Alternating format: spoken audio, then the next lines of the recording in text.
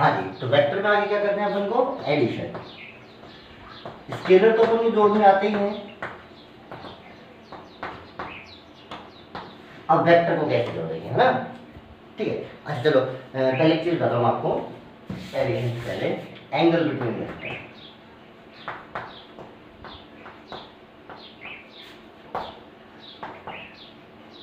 मान लीजिए ये कोई वेक्टर है ए, ठीक है, अच्छा जी, और ये कोई वेक्टर है बी, ठीक। तो इन दोनों वेक्टर के बीच में जो एंगल कहलाएगा वो ये कहलाएगा, ये वाला, इसको बोलते हैं एंगल बिटवीन द वेक्टर। अगर दो वेक्टर के बीच में एंगल निकालना है तो उनको सबसे पहले टेल टू टेल टच कर लो, यानी दोनों की टेल टच होनी चाहिए। टेल टच होने के बाद दो एंगल मिलेंगे, एक तो ये वाला और एक अंदर वाला। तो जो स्मॉल एंगल होता है वो कहलाता है एंगल बिटवीन द वेक्टर। जैसे मैं आपको बोलूं कि एक वेक्टर है ये एक्स एक्सिस के साथ यहाँ से बना रहा है 30 डिग्री एंगल, ये है ए वेक्टर। और एक ऐसा वेक्टर है जो एक्स एक्सिस के साथ इधर से 30 एंगल बना रहा है, ये बी वेक्टर। अब what is the angle between A and B, A और बी के बीच में एंगल बताओ। तो भाई सबसे पहले दोनों को एक्स एक्सिस के साथ देखा, तो एक्स एक्सिस तो ये बना लो, अब इसके साथ टेल से इसका एंगल कितना बना भाई 30। अब इसकी टेल भी यहीं टच करो तो ये कितना बना 30। ये ए और बी दोनों का मैग्नीट्यूड अलग हो सकता है, तो बड़े छोटे हो सकते हैं, पर एंगल तो दोनों के बीच में कितना रहेगा भाई 60। समझ में आया? जैसे मैं कहूँ एक वेक्टर ये है और एक वेक्टर ये है, ये एंगल दे रखा है मान लो 60 degree. What is the angle between the vectors, ठीक है, ये ए वेक्टर है, ये बी वेक्टर है।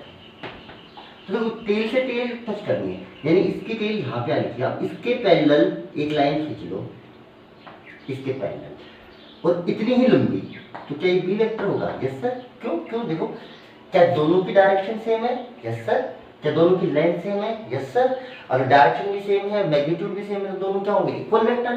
तो अगर ये वेक्टर बी वेक्टर है तो ये वेक्टर भी क्या होगा? B vector. इसलिए किसी भी वेक्टर को उसके पैरेलल कहीं पे भी शिफ्ट किया जा सकता है। देखो पैरेलल इक्वल वेक्टर क्या होते थे?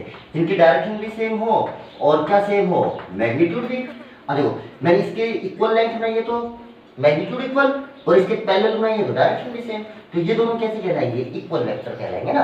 तो यानी ये वेक्टर यहाँ है तो इसको उठा के मैं यहाँ बना सकता हूँ, यानी किसी भी पैरेलल को उसके किसी भी वेक्टर को उसके पैरेलल कहीं पे भी शिफ्ट किया जा सकता है। ओके चलिए जी, अब ये एंगल 60 है तो ये एंगल भी कितना होगा भाई 60 डिग्री। तो दोनों वेक्टर्स के बीच में एंगल कितना होगा 60 डिग्री। वो ये वाला 60 नहीं है, वो बाय डिफॉल्ट अभी ये 60 इतना आ रहा है ना पैरेलल लाइन से, इसलिए ठीक है। अच्छा ऐसे यानी कुल मिला के तरीका ये है कि दो वेक्टर्स के बीच में आप टेल से टेल जोड़ने के बाद जो स्मॉल एंगल बनेगा वो होगा एंगल बिटवीन द वेक्टर। जैसे कि देखिए मैं आपसे बोल रहा हूं कि एक वेक्टर ये है, एक वेक्टर ये है, और ये एंगल है 30 degree, vector a and vector B.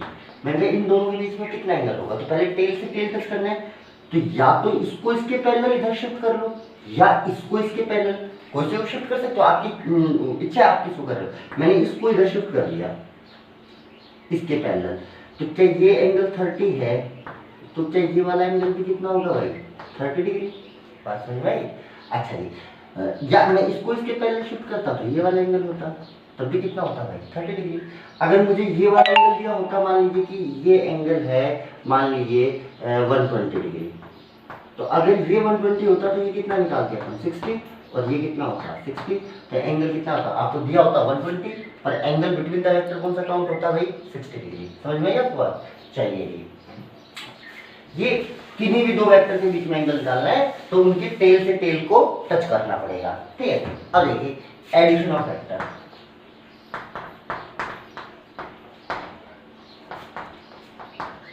ठीक है। जो फर्स्ट मेथड है ऐड करने का वो है ट्राइंगल मेथड,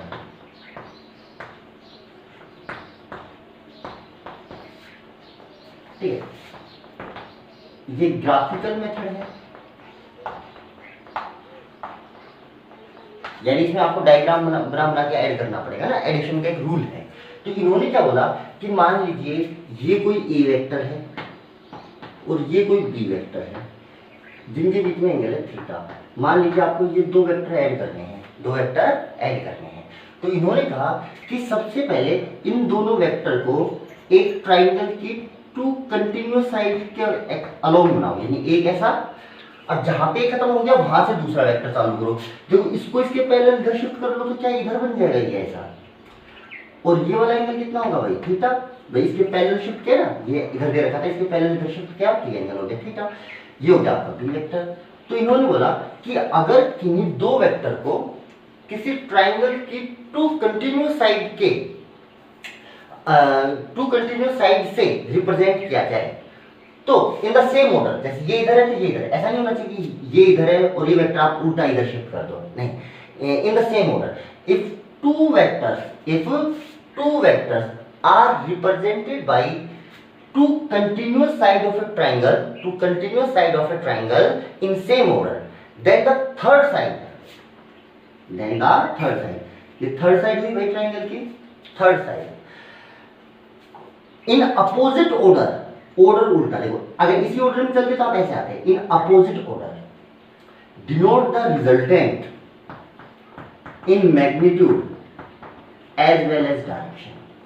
ठीक, इन्होंने क्या बोला, अगर दो वेक्टर को ऐड करना है तो उसको किसी ट्रायंगल की टू कंटीन्यूअस साइड से सेम ऑर्डर में रिप्रेजेंट कीजिए। तो तीसरी जो साइड बनेगी वो अपोजिट ऑर्डर में इन दोनों वेक्टर का रिजल्टेंट या इन दोनों वेक्टर के सम को मैग्नीट्यूड में भी और डायरेक्शन में भी शो करेगी। अब देखो क्या ये, देखो यहां से अगर मैं थीटा चेंज करूं तो ये बी ऐसे चेंज होगा, तो अगर मान लो थीटा चेंज किया ये इधर हुआ तो रिजल्टेंट कितना होगा, ये वाला होगा। तो क्या resultant depends on the theta? Yes sir. यानी जब आप इन दोनों का ऐड करोगे तो दोनों के बीच में एंगल यानी दोनों की डायरेक्शन पता होना बहुत जरूरी है। अब देखिए ये बना आपका रिजल्टेंट, यानी जैसे मान लीजिए ये 5 न्यूटन था, ये 60 डिग्री पे दूसरा 5 न्यूटन लगा दिया तो ये 5 सेंटीमीटर की लाइन हो जाएगी, 5 सेंटीमीटर की, और इसको स्केल से मेजर कर लो, मान लो कि 7 सेंटीमीटर आई तो रिजल्टेंट कितना हो जाएगा 7 सेंटीमीटर है ना।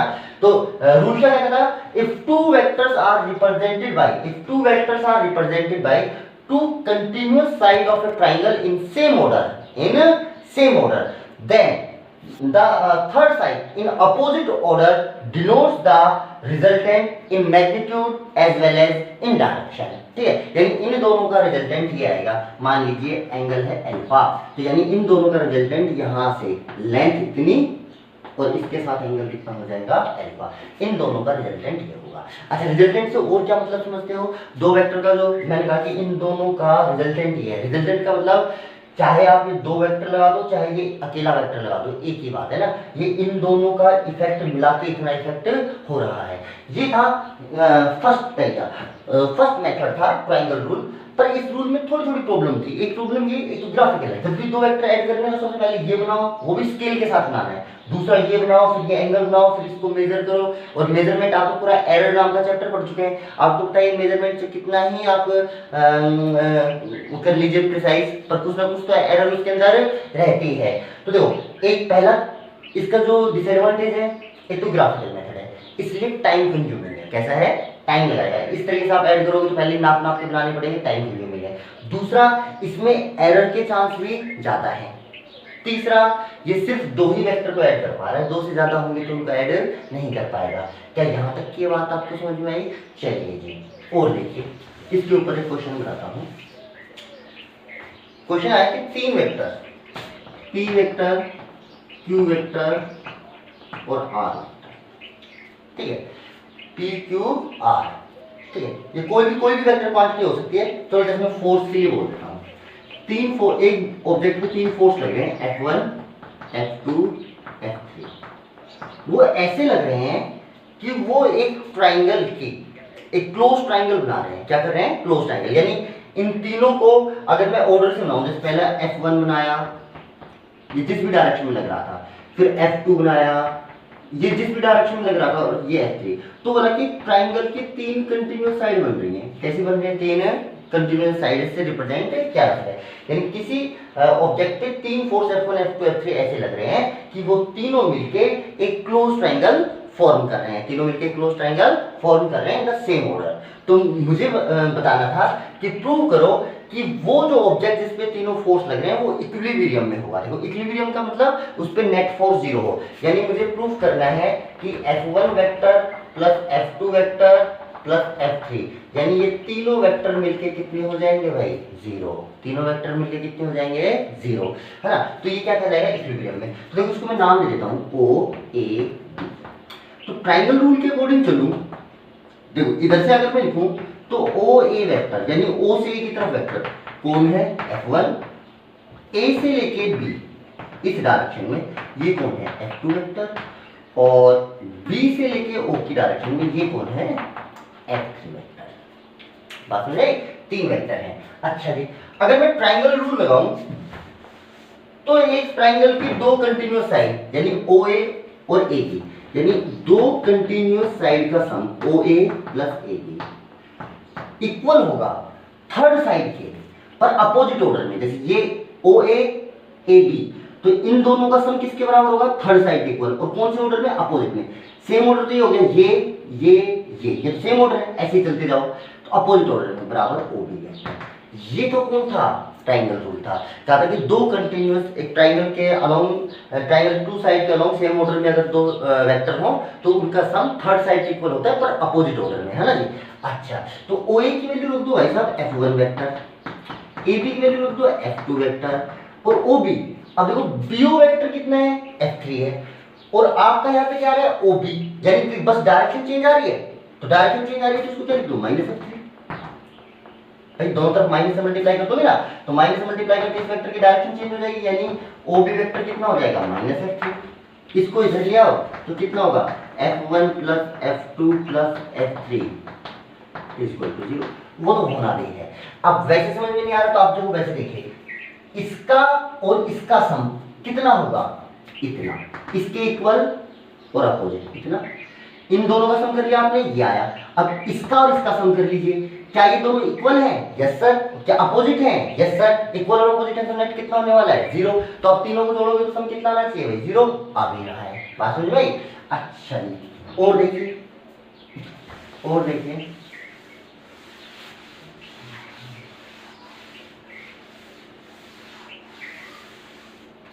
जैसे मैंने कहा एक ये ऑब्जेक्ट है, इस पे दो फोर्स लग रहे हैं, 3 न्यूटन इधर और 4 न्यूटन इधर। देखिए क्रॉस का मतलब क्या होता है, क्रॉस का मतलब होता है यूं परपेंडिकुलर अंदर की तरफ, और डॉट कभी लगा दूं तो उसका मतलब परपेंडिकुलर टू प्लेन बाहर की तरफ। ये हो रहा है कि एक फोर्स इधर लग रहा है और एक फोर्स जो अंदर की तरफ लग रहा है, ये फोर्स है 4 न्यूटन। मुझसे पूछा गया कि बताइए टोटल फोर्स कितना लगा, मुझसे पूछा गया इसको बताइए टोटल फोर्स कितना लगा। तो कितने फोर्स लग रहे हैं, तो पहला फोर्स 3 न्यूटन इधर लग रहा है, 3 न्यूटन लगा दिया आपने। दूसरा फोर्स इससे कितने एंगल पे है, 90 डिग्री पे, तो दूसरा फोर्स इससे 90 डिग्री में लगा दीजिए। सर जी ये तो ऊपर भी लग रहा है, ये तो अंदर की तरफ लग रहा है। भाई अंदर की तरफ लगा लो, कोई फर्क नहीं पड़ रहा है। ये 3 न्यूटन, ये 4 न्यूटन। मैं इस डायग्राम को आपको यूं पलट के दिखाऊंगा तो देखो कोई फर्क थोड़ी पड़ेगा। अब जो ये वाली साइड होगी ये तो रिजल्टेंट होगा। अब इस ट्रायंगल को यूं हॉरिजॉन्टल बना लो, यानी ये 4 न्यूटन अंदर की तरफ कर लो, यानी इस साइड में क्या फर्क पड़ना है, इस साइड दुख नहीं रहेगी, यानी ओके। ये एंगल आपको दे रखा है 90 डिग्री, है जी। तो अब इन दोनों का रिजल्टेंट कितना होगा भाई, इन दोनों का रिजल्टेंट होगा यानी इस साइड के ऊपर, क्योंकि 90 डिग्री तो पाइथागोरस थ्योरम से सीधा ही निकल जाएगा। तो ये वाला कितना आएगा भाई, √3² + 4² कितना आएगा, 5 न्यूटन, यानी रिजल्टेंट कितना लगेगा भाई, 5 न्यूटन। अच्छा किधर लगेगा, 3 न्यूटन से इतने एंगल पे। अब 3 न्यूटन से ये एंगल कितना होगा भाई, आपको पिछले ट्रिग्नोमेट्री समझाया था ना, 53, 37 एंगल है ना जी।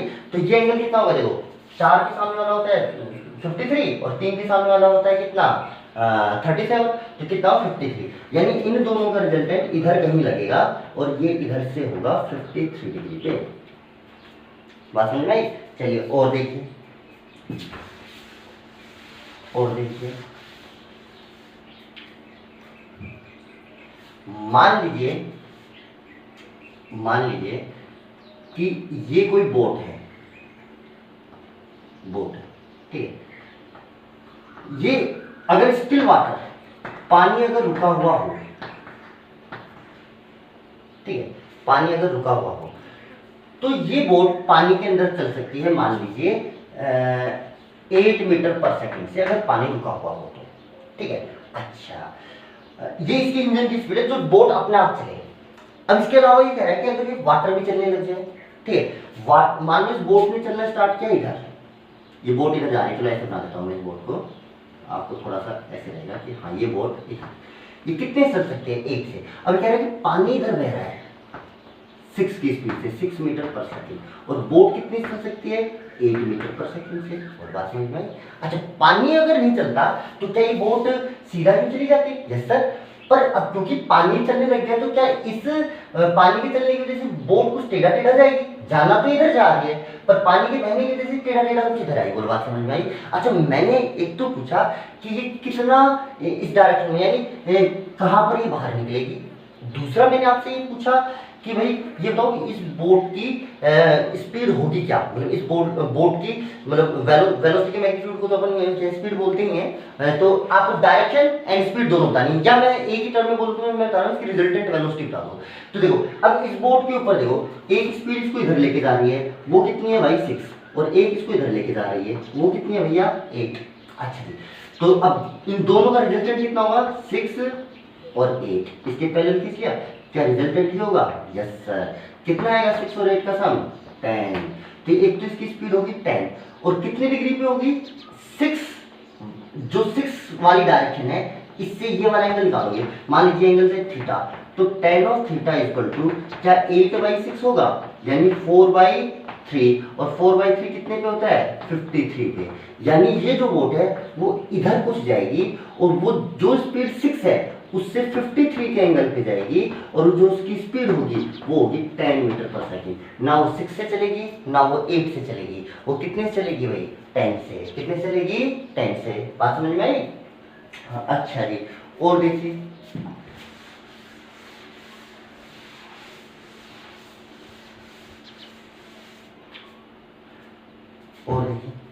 जैसे कि मैंने आपसे सिंपल सा बोला कि जैसे कि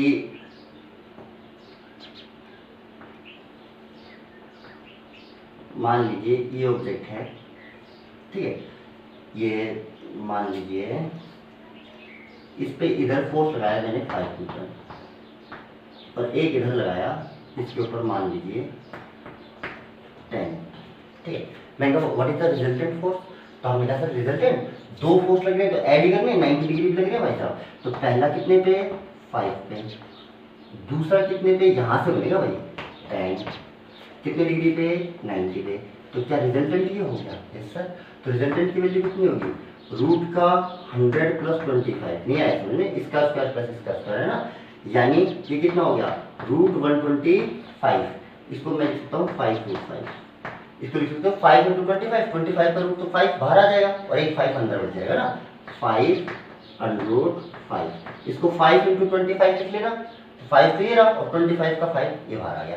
तो इन दोनों का रिजल्टेंट कितना आएगा भाई, 5√5। डायरेक्शन अगर ये मान लीजिए ये एंगल कितना है भाई, थीटा है, ये एंगल कितना है, थीटा, तो tan थीटा कितना हो जाएगा, 10/5 यानी 2। अब भाई tan की 2 की वैल्यू तो मैं जानता नहीं हूँ, है ना जी, 1 की तो जानता हूँ, 1 की वैल्यू कितनी होती है, 45, है ना, tan 45 कितना होता है, 1, ठीक है। पर ऐसा कोई लॉजिक नहीं है कि tan 45 1 होता है तो tan 92 हो जाएगा ना, डबल एंगल को डबल कर दो, है ना, ऐसा नहीं है। tan 90 कितना होता है, इन्फिनिटी। अब इसको कैसे लिखेंगे, अगर वैल्यू नहीं पता कैसे लिखेंगे, tan इनवर्स 2, ये एंगल। ठीक, इन दोनों का जो रिजल्टेंट आएगा वो कुछ इधर आएगा, उसकी वैल्यू होगी 5√5, और ये जो एंगल होगा वो होगा tan इनवर्स 2। कितना होगा, tan इनवर्स 2। तो ये दो वेक्टर को जोड़ने का तरीका था ट्रायंगल रूल, ठीक है। अच्छा, लिमिटेशन आप जानते हो, पहला ग्राफिकल मेथड है इसलिए टाइम कंज्यूमिंग है, दूसरा इसमें एरर के चांस ज्यादा है, और तीसरा ये जो पहला जो उसका ड्रॉबैक हो गया था कि ग्राफिकल मेथड था इसलिए टाइम कंज्यूमिंग है, दूसरा क्या था कि इसमें एरर के चांस ज्यादा है, और तीसरा ड्रॉबैक क्या था कि ये दो वेक्टर को ही एक बार में दो ही वेक्टर को ऐड कर पा रहा था। तो ये इसके मेन ड्रॉबैक्स थे, ठीक है। उसके बाद वेक्टर्स को ऐड करने के और भी मेथड आए, और ग्राफिकल मेथड भी हैं और एनालिटिकल मेथड भी हैं डायरेक्ट जोड़ने के, है ना। अब हम धीरे धीरे सारे मेथड पढ़ेंगे। अब नेक्स्ट क्लास में जो मैं आपको कराने वाला हूँ, ये ट्रायंगल मेथड है, वो कराना पैरेललोग्राम रूल, जो सबसे इंपॉर्टेंट है ना, आपके पेपर में भी आता है पैरेललोग्राम रूल। नेक्स्ट क्लास में कराऊंगा, उससे ऐड करना भी सिखाएंगे, ठीक है। Okay, thank you.